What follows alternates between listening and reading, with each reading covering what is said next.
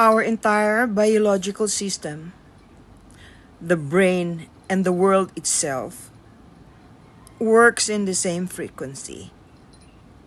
Totoo po yan. Yan po yung tinatawag na Schumann's resonance. Sa mga hindi pa po nakakaalam, dapat po i-google ninyo para malaman ninyo kung ano ang pagkakaiba ng Schumann's resonance noon at ngayon. Pasensya na po. Sola, mamaya,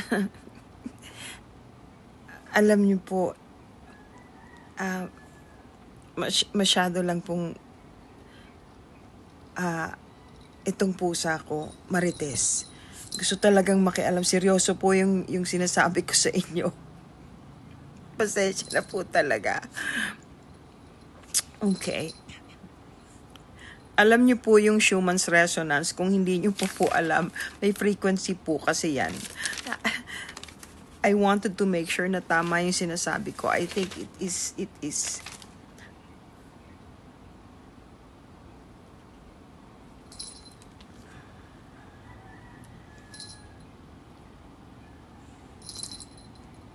Lahat po tayo konektado, iisa yung frequency na pagka nagbabago ay naapektuhan po tayong lahat. I wanted to make sure, ayaw ko po kasi magsalita ng magkakamali ako tungkol doon sa frequency. It's 7.83 Hz. Yun po, yun.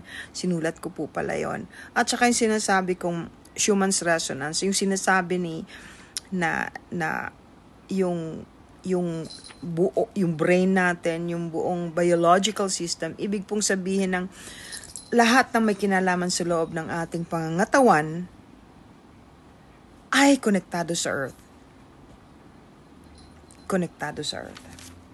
Alam niyo po, ang mundo natin ay kumikidlat ng 50 to 100 times every second. Itong pong planeta natin. Yun po ang reason kung bakit meron tayong very mild vibration. Yung vibration na po yun po ang tinatawag na heartbeat ng mundo. Ngayon po, nung magbago ito,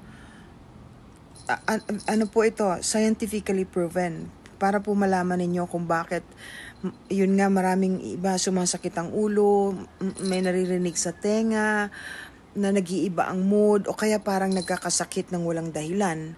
Ito po ay dahil sa pagbabago ng frequency ng Schumann's resonance.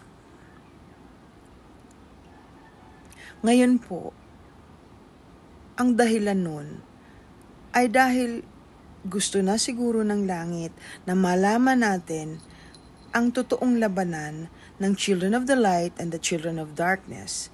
Matagal na pong nagaganap yan. Pero ngayon, mararamdaman na natin.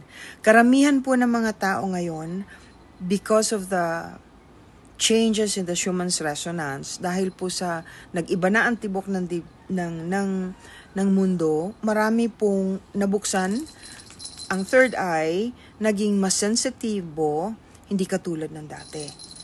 Mas marami pong umangat, mas marami pong nakakaramdam na at nakakaunawa. Yan pong Schumann's resonance, last year pa yan. Palagi kong pinapakiusap sa mga tao na ang akala nila, yung mga sinasabi ko, ay of the occult. Yung pong mga nagsasabing tungkol po ito sa occult, kulto, yun po ang translation ng occult na ito ay kulto, ay medyo po may kahinaan ng ulo. Kasi po, pwede ninyong i-google yan Science po ang nakakaalam ng kasagutan tungkol dyan. Hindi po yan kulto. Yung sinasabi ko naman pong labanan ng the Children of the Light and the Children of Darkness, ang literal na translation po nun, malaki na ang kaibahan at nakikita na talaga yung mga malademonyong tao nahahati na talaga at dun sa mabubuting tao. Talaga pong nagkakaroon na ng labanan at nandito na sa lupa yung lahat ng temptation, lahat ng mga aakay sa kasamaan, lalo na sa mga kabataan.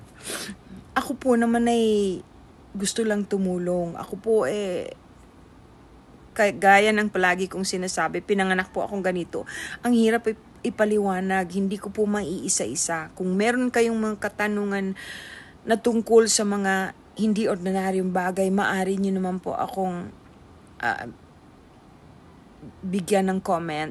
At kung ano yung gusto ninyong gawin ko para sa inyo, katulad ng mga nagre-request na kung saan ako dapat pumunta, I mean astrally, yun po, maari ninyong sabihin sa akin at gagawan ko ng paraan. Ang tinitingnan ko lang po dyan ay yung, syempre, yung nakararami. Yung mas maraming request, yun po ang ginagawa ko.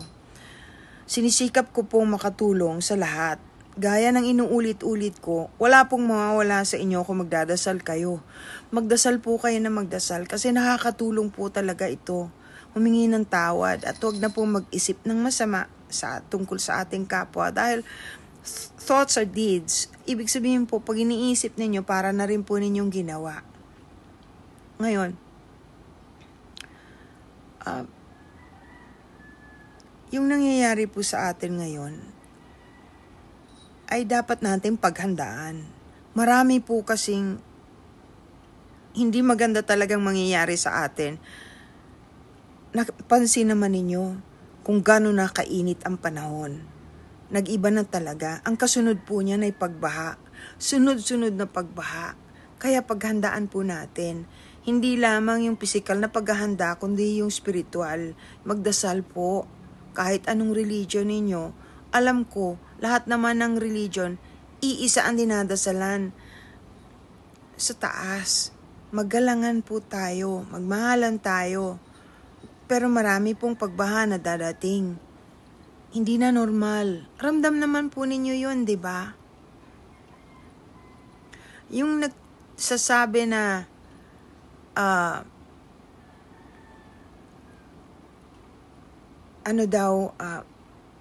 dapat daw dalhin ako sa mental hospital o kaya ako post ng mga ganito ay dahil wala na akong ginagawa, mahina po ulo nyo. Hindi nyo po alam, dai-dai kong ginagawa, hindi na nga po ako magkanda-ugaga. Sinusunod ko lamang po ang utos sa akin ng nasa taas. Ngayon lang po ako nagsalita, actually last year. Ibig ko pong sabihin itong panahon na to, tungkol sa mga bagay-bagay. Yung mga estudyante ko, na pagkagagaling ay nag-uumpisa ng tumulong para matauhan ang mga tao na dapat nananalangin, na dapat mas lamang ang kabutihan. Lahat naman tayo nagkakasala, pero hindi ibig sabihin na kung nagkasala na tayo ngayon, itutuloy-tuloy na natin. Kung aware po tayo ng kasalanan yon, ihingi ng tawad at sikaping wag nang maulit. May klase po uli ako ng astral traveling ng June 1st. Tapos katapusan po ng June yung remote viewing naman. Maraming salamat po sa mga nagla-like. Nalulungkot lang ako kasi iba talaga ngayon.